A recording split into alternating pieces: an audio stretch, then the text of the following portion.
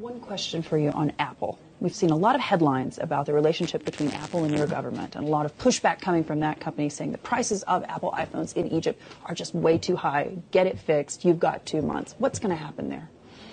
I had the chance to of course, to meet with Apple here in Davos, and we have spoken about how to improve our relationship. I believe that Egypt is a very attractive and very big market for Apple to exist in Egypt directly. Apple has been in Egypt, but through indirect agents and suppliers and all of this modalities. But really, we discussed yesterday the idea of really having Apple in Egypt as to be one of its industrial hub and destination to serve the whole region, specifically with our very ambitious and big program in reforming education and how we are introducing now the technology and for our students and children's. And I believe here Apple can play a substantial role in that respect. That's why so you're trying to bring them as a hub. Yeah, of course, because let me tell you something. Egypt is enjoying the privilege of having a very good, skilled, educated youth people.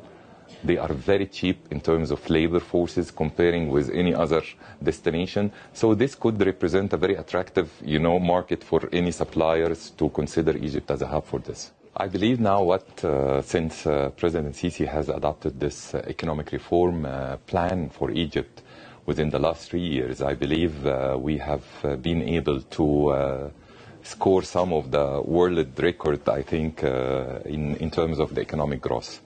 Egypt has been able in the last couple of years to have a steady economic growth.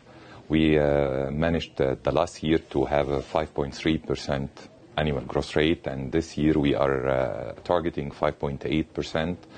I think the most important thing that we have been able to achieve is this kind of substantial reform of very complicated problem like the subsidies of oil and gas and petroleum, food, and all of these kind of things. We have been able to really efficiently make this kind of reforms, together with enabling the environment for investment through a lot of regulatory adjustment and improvement, which I believe has been able to make Egypt attractive for investment, whether from the local or the international point of view. We had a very fruitful, I think, meeting yesterday with the first deputy chairman of the IMF, Mr. David Lepton, through which we confirmed to him that the willingness of Egypt to continue the cooperation with the